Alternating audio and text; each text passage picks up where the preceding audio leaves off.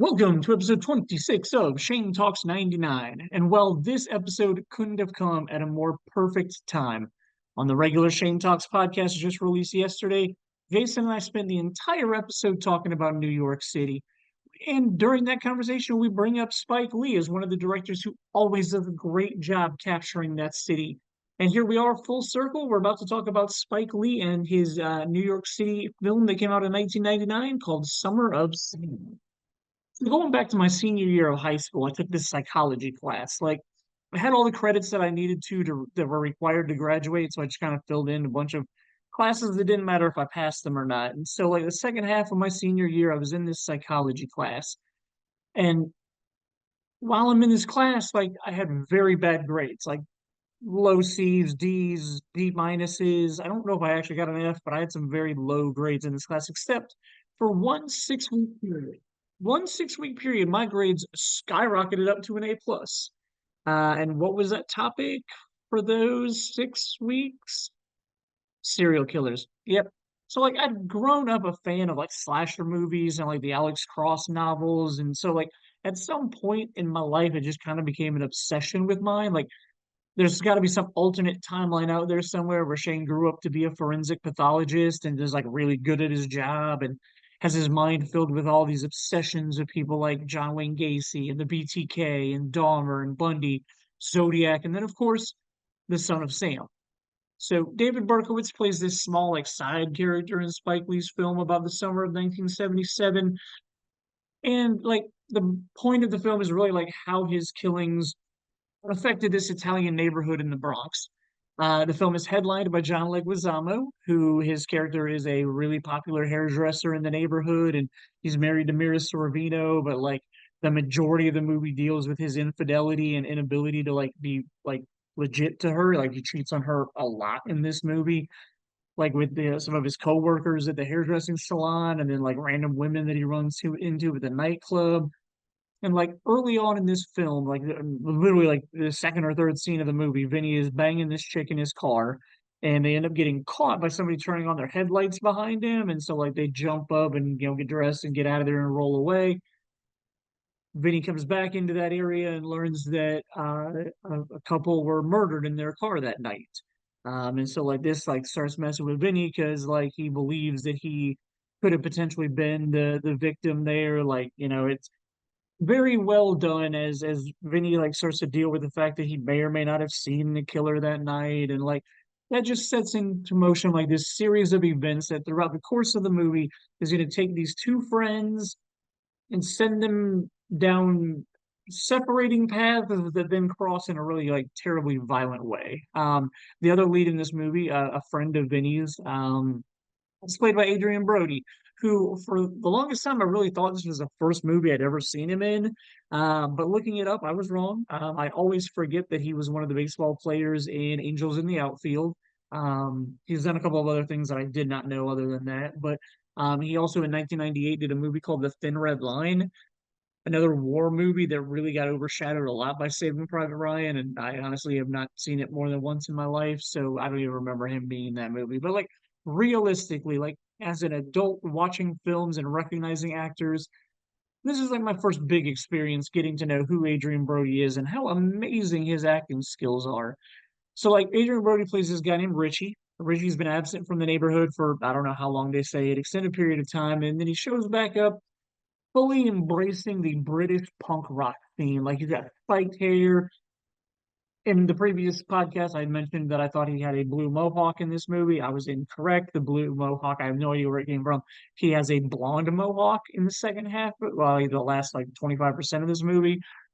But yeah, has nothing to do with the blue mohawk. Don't know where I got that from. But he's wearing like Union Jack shirts, the Who stuff. Bob O'Reilly gets played. Like he plays Bob O'Reilly on the guitar in one of the scenes. Like shows up like talking in this British accent. But us as a viewer, that's all we've heard him speak in this movie so far is his British accent.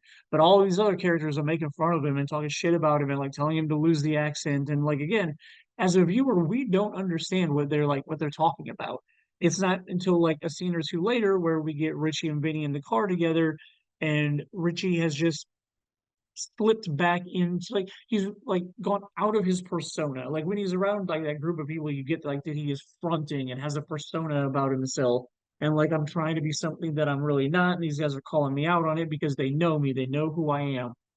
In my own life, I've done this numerous times, and Jason has called me out every single one of them.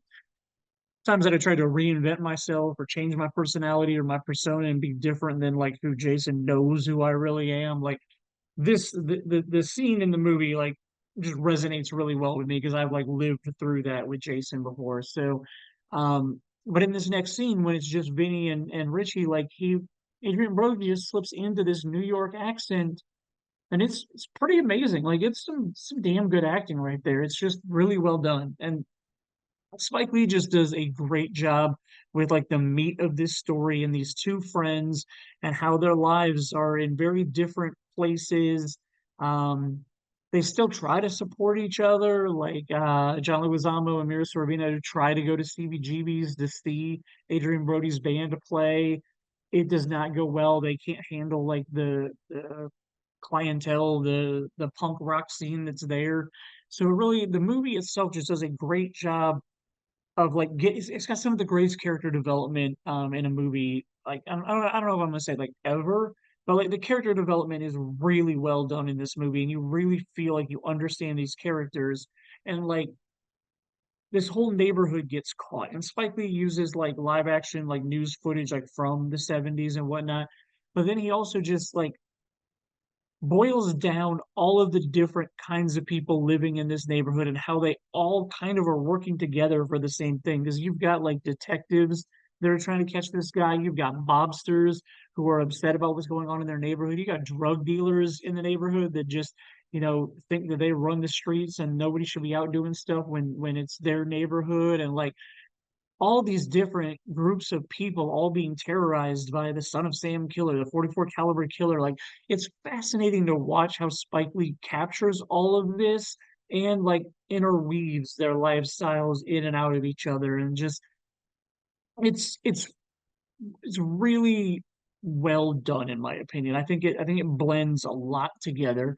And then in typical Spike Lee fashion, I've talked about this on the podcast before. I tend to not enjoy the last 10 minutes of most Spike Lee movies. And not necessarily because I don't think they do good for like the story. They just tend to do things that I don't like.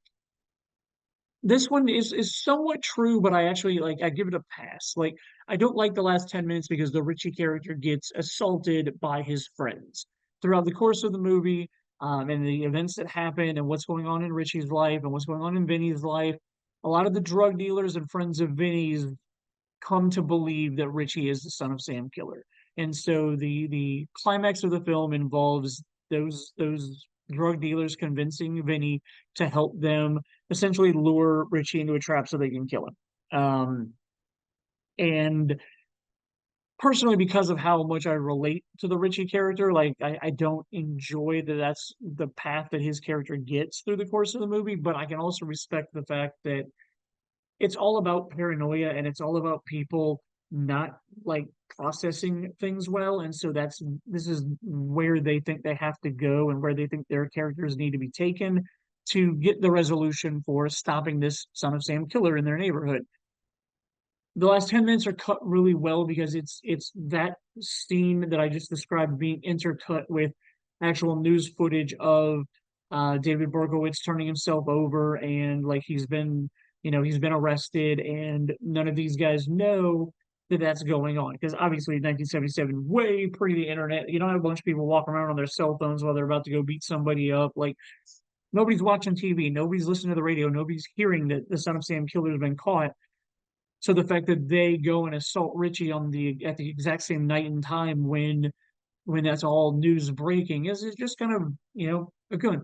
I said this is really good storytelling, and I mean it. Like I really enjoy like the raw emotions and how Spike Lee is able to catch it and bring it all together, like despite how misplaced it is. And so like I'm a huge fan of most of Spike Lee's earlier work, and like this is one of those ones that I enjoy the most. I think he tells a great story. I think it's a wonderful slice of life for this romanticized New York City. Again, it is set in 1977, so there's some stuff in it that probably doesn't play well today. Like there's a lot of homophobic stuff, And like, even though that was kind of like risque for Spike Lee to include in a 90s film, like it I personally believe that it definitely is needed to capture what New York City was in the 1970s. I mean, like people are always afraid of what they don't understand. And I feel like that was a very big deal about New York City in the 70s when the AIDS stuff was starting to come out and like nobody knew what it was. So everybody was pretty afraid of it, pretty homophobic about it. Like, so again, while some of the dialogue and stuff I don't think plays well today, I do think it's necessary to capture what New York City was at this period of time. Before I wrap up, I do want to address that there are three amazing actresses in this film. I've already mentioned Mira Sorvino. She's an amazing actress and she does a great job acting in this movie. I just absolutely hate her character. Truth be told, I see why Richie cheats on her. Like she is kind of a raging bitch. But Mira Sorvino plays that very, very well. The film also has Jennifer Esposito in it. She's from He Got Game, another Spike Lee movie. I Still Know What You Did Last Summer, the sequel. Sorry, terrible movie. And then another terrible horror movie. She was in Dracula 2000. But yeah, she's done a bunch of other stuff since then, a lot of TV work and everything. But she plays Richie's love interest in the film. And again, Jennifer Esposito does a great job with this character's transition throughout the film, going from like the strong Italian woman that she is to embracing Richie's punk rock lifestyle and just being there and being supportive for him and his band and just watching the evolution of their friendship into a relationship was really enjoyable and well done. And the first time, like I didn't remember that part of the movie. Like there's a lot of the movie that I remembered, but her character's evolution was something that as I was rewatching it this week, I was really like, oh, I forgot all about this. So really enjoyed watching her and what she did in the film. And finally, the third female in this movie that just blew my mind. Um, I don't even know how do I. It was Lilith. Yes, Lilith from Cheers is in this movie. Yes, the bitch Lilith from the TV show Cheers is in this movie. Fraser Crane's eventual wife and mother to their child, from Cheers is in this movie. If you've ever seen Cheers and you know who Lilith is, like she's a bitch. Um, and then halfway through this movie, I see her almost completely naked, definitely more than half naked, definitely in her underwear, definitely showing off an amazing body and a lot of cleavage. And I had my mind blown because that is not at all what I expected from the character of Lilith on Cheers. And this was, I mean, years after. I mean, this was like 10 years after Cheers went off the air. I guess it's like 6 years after Cheers went off the air, but like, still, while watching Cheers, in no way did I find her anyway sexually attractive or appealing, and that all changed when I saw her in Summer of Sam. So gotta get my hat off to what is her? I don't even remember her name now. Oh man, yeah, Lilith. Um, Jeez, I'm drawing a blank on the character's name, but yeah. So she's in the BB Newirth. There we go. Sorry, BB Newirth. BB Newirth is in the film, and man, yeah, amazing. So this movie is an amazing love letter to the city of New York. It shows a lot of heritage from a lot of different groups of people in it. It really kind of embraces a lot of different personalities, personas, kind of just a melting pot of different characters, different backgrounds, different stuff all coming together, playing out differently, and I really think it's very, very well done. And like I said, it couldn't have come at a more perfect time as Jason and I just released our New York City podcast episode. So that's it for Summer of Sam. Next week, two really big movies for me to talk about. Number one is my generation's sex comedy. And I'm very excited to talk about American Pie, one of my favorite movies from this year, and definitely as I talk about the teenage revolution of 1999, this is like the capstone of that. We're going to talk about some more movies throughout the rest of the year that are all teenage oriented based, but we've talked about some teen movies so far, and this is one that solidifies 1999 for teen comedies. It's the pinnacle of that. And then we get a creepy performance from Tim Robbins in a film called Arlington Road. It's directed by Mark Pellington, and it's one that I really enjoy. I hope to get a chance to rewatch it this week and make sure it's still as creepy as I remember it being. But Mark Pellington does good work, so I'm excited to talk about him and this movie. So that is two flicks next week. Talk to you then.